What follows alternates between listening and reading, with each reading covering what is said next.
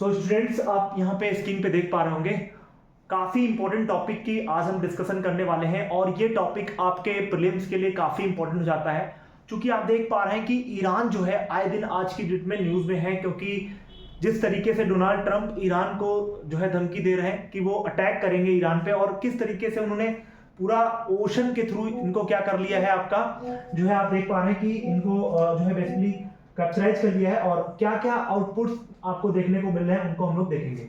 अगर हम बात करें यहाँ पे तो ईरान ने धमकी दी है।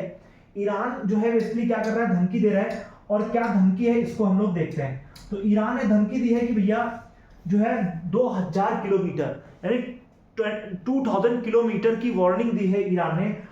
व्हाट ईरान जो है क्या कर रहा है, और आप देख रहे हैं यहाँ पे कोरामसर 4 है ना, कोरामसर जो 4 है इसको उसने डेवलप किया है। कोरामसर रियलिटी में अगर हम देखें तो ये है क्या, तो क्या है कोरामसर, इसको हम लोग यहाँ पर ऑब्जर्व करने वाले हैं। तो यहाँ पर आप देखें जो करंट अफेयर आपकी निकल करके आ रही है, कॉन्टेक्स्ट क्या है इसको आप देख लें।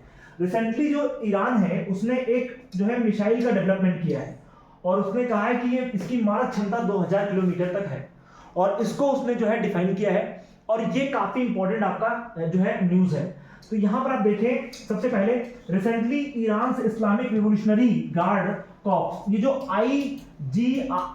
IRGC है, ये बेसिकली क्या है, ईरान की जो है एक आपकी कह सकते हैं जो है रिवोल्यूशनरी गार्ड जो है, ये एक वहां की जो आप कह सकते हैं कि एक आर्मी का सबसे बड़ा आपका जो है एक कह सकते हैं आर्मी का सबसे बड़ा एक ऑर्गेनाइजेशन है, has showcased the Khorramshahr 4 ballistic missile, यानी कि जो IRGC है इसने कोहरामसर 4 बैलिस्टिक मिसाइल का परीक्षण किया है और बोला है कि 2000 किलोमीटर तक इसकी मारक क्षमता है। तो 2000 किलोमीटर तक के लोग बिल्कुल वो हो जाए, तैयार रह जाए। इसका मतलब क्या है, आपको पता होना चाहिए कि जो USA है उसने धमकी दी है कि हम ईरान पर अटैक करेंगे, और ईरान इस बात को कह रहा है कि अगर ईरान के ऊपर अटैक होता है USA के द्वारा तो ईरान क्या करेगा, USA के जितने अलाई हैं कहां पर, मिडिल ईस्ट में, like Bahrain, like Kuwait, like Saudi Arabia, उनके पोर्ट्स पर वो क्या करेगा, अटैक करेगा और उनके ऑयल रिजर्व को भस्म कर देगा या जला देगा या उन पर अटैक करेगा, बम्बार्डमेंट करेगा। तो ये सबसे बड़ी न्यूज निकल करके आ रही है। जब से तेहरान में ये डिटरेंस पोस्टर किया गया है तब से बवाल मचा पड़ा है। वाशिंगटन भी इस बात पर बहुत ज्यादा परेशान है कि अगर ईरान ने ऐसा डेवलप कर लिया तो क्या होगा। तो ये चीजें आपको समझ में आनी चाहिए। अब अगर हम बात करें इस मिसाइल की खास बातें, तो क्या है कोहरामसर 4, तो कोहरामसर 4 जो है इसके बारे में हम लोग देखेंगे। तो क्या है ये, इसको जरा एक बार विजुलाइज करिएगा। तो ये देख रहे हैं कि आपकी एक प्रकार की जो ये मिसाइल है, इसका टाइप अगर हम देखें तो मीडियम रेंज बैलिस्टिक मिसाइल है, MRBM है, और इसकी रेंज जो है अप्रोक्सीमेटली 2000 किलोमीटर है। पेलोड ले जा सकती है, हैवी कन्वेंशनल वॉर कैपेसिटी को ये अपने साथ रख सकती है, ले जा सकती है ना, ये चीज आप समझ गए। फिर अगर हम देखें तो रोल इसका क्या है, स्ट्रैटेजिक आपका जो है बेसिकली क्या है, एक प्रकार का रोल प्ले करेगी, है ना, स्ट्राइक डिटरेंस टूल है एक प्रकार का। अदर नेम की अगर बात करें तो इसका अन्य नाम क्या है, खैबर मिसाइल के नाम से जानी जाती है। किस नाम से, खैबर, जो दर्रा है ना उसको याद रखना, खैबर मिसाइल इसको कहा जाता है। तो खैबर मिसाइल के नाम से ये जानी जा रही है, ये पॉइंट आप इसको एकदम क्लियर रखना। तो जो कोहरामसर मिसाइल है it is also known as Kheibar missile के नाम से जानी जा रही है। अब अगर बात करें इसके की पॉइंट्स की, तो की पॉइंट्स को आप लोग इसको विजुलाइज कर लेना। ये बेसिकली आप देख पा रहे हैं लिक्विड फील्ड जो है आपकी हाइपरसोनिक पार्ट्स है, इसके लिक्विड से आपकी ये फील्ड है, और ये चीजें आपको यहाँ पे समझ में आई। तो ये तो हो गई इसकी खास बातें इस मिसाइल की। अब हम आगे बढ़ेंगे और चीजों को ऑब्जर्व करेंगे। तो यहाँ पर आप खौमनेई को देख पा रहे होंगे। तो क्या मेन यहाँ पे ईरान के जो चीफ हैं वो क्या बताते हैं, देखो जरा यहाँ पे क्या लिखा हुआ है। स्ट्रैटेजिक जो आपकी रीच है इस मिसाइल की, उसके बारे में हम लोग डिस्कस करेंगे। तो विद द रेंज ऑफ, आप देख पा रहे हैं, with 2000 kilometre range it's potentially cover, ये कवर करेगा 2000 किलोमीटर की दूरी।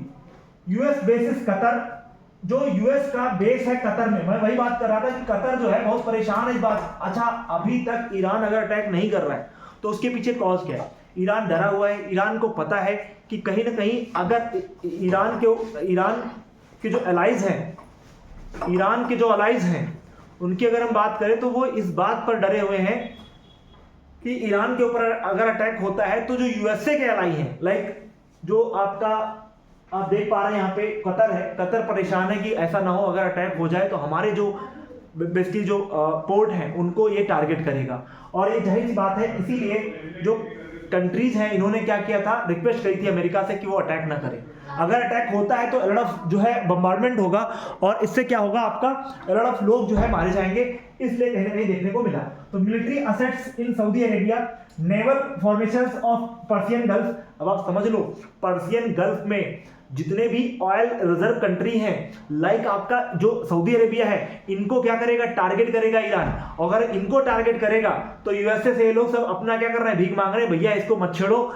ये वेनेजुएला नहीं है कि आप गए और आप उसके जो है प्रेसिडेंट को उठा लाए और वहां पर आपने बम्बार्डमेंट कर दिया, आपने ऑपरेशन चलाया और सब वहां पे तहस नहस कर दिया।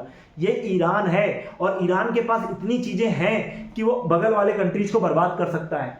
और अगर सऊदी अरेबिया वगैरह भीख मांग रहा है किससे, आपके यूएसए से, इसीलिए यूएसए अटैक नहीं कर रहा है किसके ऊपर, ईरान के ऊपर। ईरान अभी बचा हुआ है, लेकिन चारों तरफ से ईरान को घेर लिया गया है, जैसा कि डोनाल्ड ट्रंप की जो आर्मी है उसने जो है चीजें करी है। This significant expends Iran regional strike जो है इन्वेलप। तो इस तरीके से रीजनल जो अनसर्टेनिटी है वो आपको बन करके दिख रही है। तो ये एक बहुत बड़ा एक इशू यहाँ पर देखने को मिल रहा है। तो अब हम देखेंगे अगला, यहाँ पर इस मिसाइल की अगर हम बात करें तो इसका क्या अच्छा, इसके बारे में हम देख लें कि क्या रोल प्ले कर रही है। तो इस मिसाइल की अगर हम बात करें, this release missile footage serves, तो ये क्या करेगा, ये मिसाइल जो है ये सर्व्स करेगी किसकी, स्ट्रेटजिक सिग्नलिंग द वाशिंगटन, यानी कि काउंटर करेगी वाशिंगटन के जो थ्रेट्स हैं, जो है आपके यूएसए को जो थ्रेट्स हैं किसको, ईरान को। फिर क्या है, demonstration of the operation readiness और साइकोलॉजिकल डिटरेंस पैदा कर रही है कि साइकोलॉजिकली हम डिटरेंस पैदा कर रहे हैं। जो यूएसए के अलाई हैं वो यूएसए के ऊपर क्या कर रहे हैं, दबाव बना रहे हैं कि आप ईरान पर अटैक ना करें, है ना, क्योंकि अगर आपने ईरान पर अटैक किया तो ईरान हम पर करेगा और हमारे जो पोर्ट्स हैं या फिर हमारे जो ऑयल रिजर्व्स हैं उनको ये डिस्ट्रॉय कर देगा। तो ये कहीं ना कहीं डिटरेंस बन रहा है। पावर प्रोजेक्शन अगर हम देखें तो गल्फ ऑफ जियोपॉलिटिक्स, जो गल्फ कंट्रीज हैं, जीसीसी के जो कंट्रीज हैं उनके ऊपर क्या चीजें देखने को मिल रही वो आपको समझ में आएगा। तो अब हम आगे बढ़ेंगे और चीजों को ऑब्जर्व करेंगे। यहां पर अगर हम देखें तो जियोपॉलिटिक्स में क्या कॉन्टेक्स्ट है, US carrier groups near Gulf waters. आप देख रहे हैं यूएस के बड़े बड़े जो कैरियर वाटरशिप हैं वो गल्फ वाटर के पास क्या पहुंच चुके हैं, उन्होंने अपना, और आप देख पा रहे हैं परसिस्टेंट जो है इंडिया, जो ईरान है और जो यूएस राइवलरी है वो देखने को मिल रही है। मिसाइल डिफरेंस हुआ है और वर्सेस अगर हम देखें मिसाइल डिफरेंस डायनेमिक्स देखने को मिल रही है। फ्रेजाइल सिक्योरिटी एंड जो आर्किटेक्चर है वो कहीं ना कहीं वेस्ट एशिया में देखने को प्राप्त हो रहा है। तो ये पॉइंट आप यहाँ पे समझ पा रहे होंगे, सारे पॉइंट्स आपको क्लियर हो रहे होंगे। अब हम आगे बढ़ेंगे और चीजों को ऑब्जर्व करेंगे। यहाँ पर आप जानते हैं, डू यू नो अबाउट कोहरामसर 4? कोहरामसर 4 के बारे में कुछ फैक्ट्स एंड फिगर्स हैं जिनको हम लोग यहाँ पर डिस्कस करने वाले हैं। देखिए ये मिसाइल है, ठीक, जिसको लेकर के बहुत बड़ा एक अचीवमेंट बोला जा रहा है टुवर्ड्स ईरान के द्वारा। अब इसमें क्या नए नए अपडेट्स हैं इनको हम लोग देखेंगे। कोहरामसर के बारे की अगर बात करें, क्यों न्यूज में है ज्यादातर, ये न्यूज में इतना क्यों फैला हुआ है कोहरामसर 4 जो है, तो कोहरामसर 4 न्यूज में इसलिए है कि N Iranian medium range ballistic missile है और इसकी कैपेबिलिटी है पेलोड को ले जाने में। यूएस लेड मिसाइल डिफेंस जो है इंटरसेप्टर है एक प्रकार से deployed by the Persian Gulf. Persian Gulf में ईरान ने इसको क्या कर दिया है, डिप्लॉय कर दिया है। और अगर हम बात करें, ये एक हाइपरसोनिक क्रूज मिसाइल है jointly developed by Russia and Iran, और रशिया और ईरान के द्वारा इसको मेंटेन किया गया है, ये बात याद रखिएगा। और आगे अगर हम बढ़ें तो चीजों को ऑब्जर्व करेंगे तो यहाँ पर देखेंगे कि लिखा हुआ है कि जो ये सैटेलाइट है लॉन्च्ड, है ना, vehicle developer under the Iranian civilian peace program. तो ईरानियन सिविलियन को पीस देने के लिए इसको डेवलप किया गया है। तो ये बहुत बड़ी एक न्यूज है सर। कोहरामसर 4 के बारे में, जो बैलिस्टिक मिसाइल है, इसके बारे में अच्छे से आप लोग जान लेना, समझ लेना, क्योंकि क्वेश्चन यहाँ से आपके एग्जाम में बन जाएंगे। तो यहाँ तक हमने पूरा जो है ये वाला एक जो हमारा बेसिकली करंट था हमने डिस्कस किया, और ये आपके एनडीए सीडीएस में क्वेश्चन देखने को मिलेगा। श्योर है सर यहाँ से क्वेश्चन यूपीएससी बनाएगा, यूपीएससी का बहुत ही प्यारा रीजन है, यहाँ से क्वेश्चन आते ही आते हैं। अब अगली हमारी जो न्यूज है वो न्यूज क्या है उसको हम लोग लेंगे। तो नेक्स्ट न्यूज की अगर हम बात करें तो यहाँ पर आप देख पा रहे होंगे जो नेक्स्ट न्यूज है वो क्या है उसको हम देखेंगे। ये न्यूज काफी इंपॉर्टेंट है, भारत रच रहा है नया इतिहास, और ये क्या नया इतिहास है इसको हम लोग देखेंगे, ठीक है। तो भारत एक नया इतिहास रच रहा है, क्या भारत नया इतिहास रच रहा है उसको आप लोग यहाँ पर देख लें। तो भारत इस समय बहुत बड़ा एक अचीवमेंट ले रहा है, एक डिसिप्लिन लेन बना रहा है वो पानी के नीचे, और ब्रह्मपुत्र नदी में एक अंडरग्राउंड वाटर मेट्रो और अंडरग्राउंड जो रोड है उसको कंस्ट्रक्ट कर रहा है इंडिया। और इसमें अगर हम देखें तो क्या न्यू आउटकम्स है उनको हम लोग यहाँ पर ऑब्जर्व करने वाले हैं। थोड़ा सा ये नोट्स आपको इंग्लिश में नहीं मिलेगा, हिंदी में मिलेगा, कोई दिक्कत नहीं, मैं इसको इंग्लिश में भी डलवा दूंगा अभी। भारत में असम में अपनी पहली पानी के नीचे, भारत में असम में पानी के नीचे बनने वाली जो दोहरी सुरंग है वो रोड कम रेल वाली जो परियोजना है इस पर काम कर रहा है, बड़ा प्रोजेक्ट है, पूर्वोत्तर भारत की कनेक्टिविटी को बदल देगा। और ये cabinet committee on economic affairs ने 18,662 करोड़ रुपए की लागत से इस परियोजना को मंजूरी दे दी है। कुल लंबाई 34 किलोमीटर रहने वाली है और 15.79 किलोमीटर सुरंग ब्रह्मपुत्र नदी के नीचे निर्मित की जा रही है। और इस परियोजना के द्वारा समानांतर जो ट्यूब एक बनाई जा रही है, ये देखिए आप ट्यूब बनाई जा रही है, इस ट्यूब से इसी के समानांतर जो इधर चलेगी मेट्रो, इधर चलेगी रोड, और ये बहुत बड़ा एक इनिशिएटिव ले रहा है इंडिया। ये आपके असम की कनेक्टिविटी इंडिया के जो मेन लैंड से जो आपका चिकन नेक वाला जो सिलीगुड़ी कॉरिडोर है उसको बहुत अच्छे से मेंटेन करने वाला, जैसे आप जानते हैं ये हमारा प्यारा भारत है, और इस तरीके से जो सिलीगुड़ी कॉरिडोर है ये वाला, इसको हम लोग कनेक्ट करने की बात कर रहे थे। क्योंकि आए दिन जो आपके बेसिकली आतंकवादी हैं या टेररिस्ट ग्रुप हैं, मिलिटेंट हैं, इसको काट देने की बात करते हैं। तो ये चीज यहाँ पर इंडिया बहुत अच्छे से डेवलप कर रहा है। रेल के दोनों संचालन होगा, सुरंग NH15 और NH715 के साथ प्रमुख रेल मार्गों को जोड़ेगी। तो ये बहुत बड़ा एक अपडेट है बेटा, याद रखिएगा, ये आपके एग्जाम में मिलने वाला है, सीधे सीधे ये अपडेट आपको देखने वाला है। याद रखिएगा जो भी आपके एग्जाम्स हैं उनमें आपको एक करंट अफेयर देखने को मिलेगा। अन्य अगर हम बात करें तो इस परियोजना से क्या क्या लाभ होने वाले हैं, what the importance of this program. तो यहाँ पर आप देख पा रहे हैं इससे गोहपुर नुमालीगढ़ के बीच की दूरी 240 किलोमीटर से घटकर 34 किलोमीटर रह जाएगी। यह यात्रा 6 घंटे में अब सिर्फ 20 मिनट में रह जाएगा। अब देख रहे हैं आप 6 घंटे की यात्रा 20 मिनट में कवर करेगा इंडिया, बहुत बड़ा एक ये अचीवमेंट है भारत के लिए।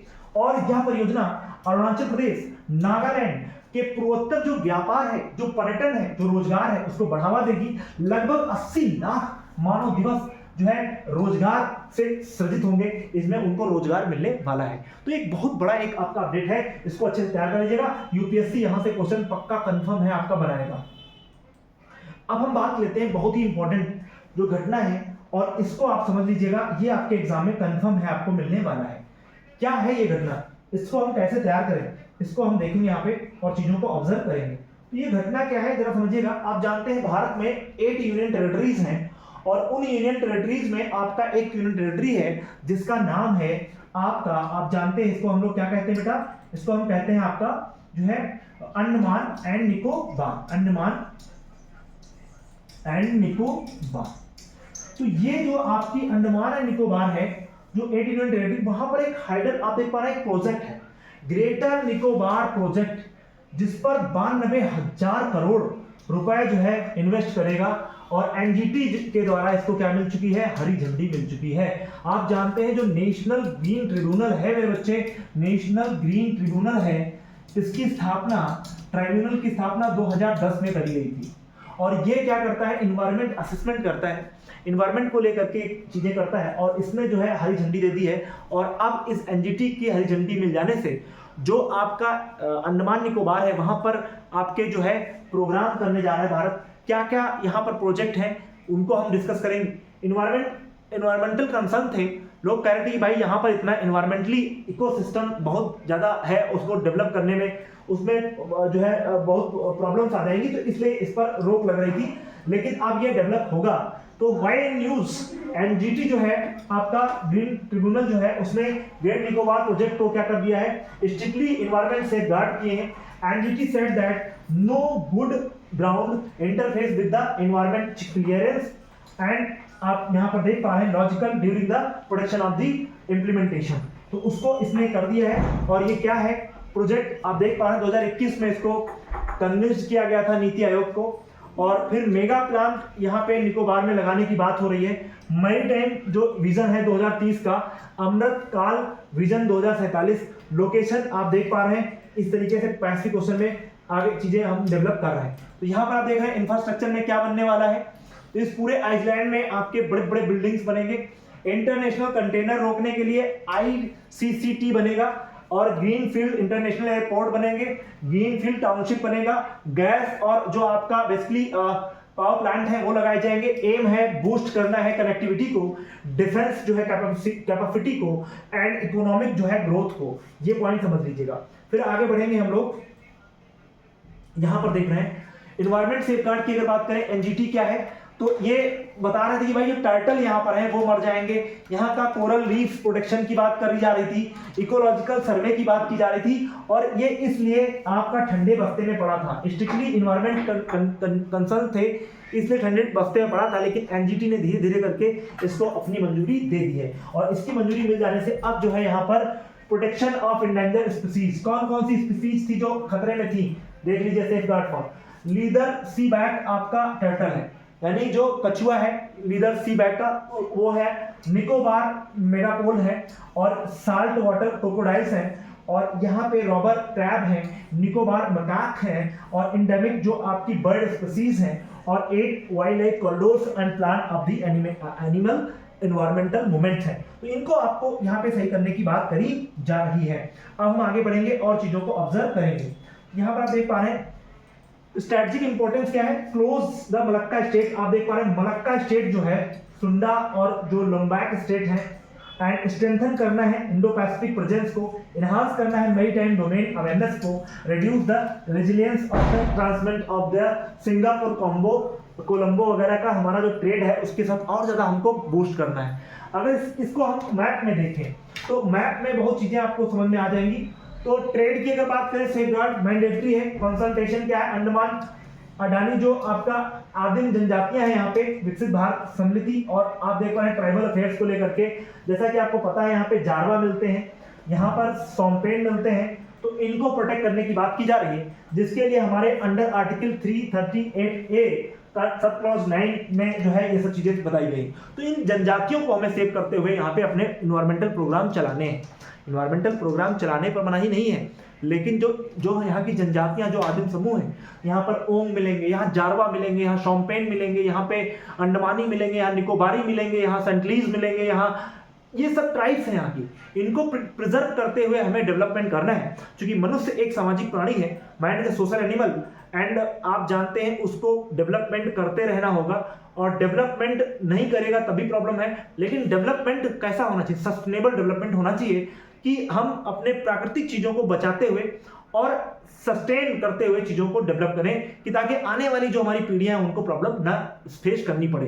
तो इस तरीके से हमने इस कंसर्न को अच्छे से समझ लिया। आई होप आज की क्लास समझ में आई होगी। हमने 4 इशू लिए, चारों को डेवलप करके अच्छे से समझा दिया है।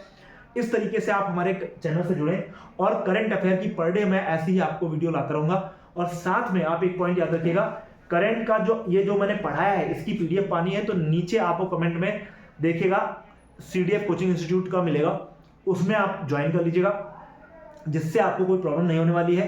आप हमारे टेलीग्राम ग्रुप से जुड़िए, वहां पर भी चीजें आपको देखने को मिल जाएंगी। व्हाट्सएप ग्रुप में, ठीक है, व्हाट्सएप ग्रुप में भी मिल जाएगा, तो अपना नंबर आप शेयर कर देंगे तो उसमें भी आपको देखने को मिल जाएगा। ठीक है, सो आई होप ये सारी चीजें समझ में आई होंगी। Thanks for watching. ओके, बस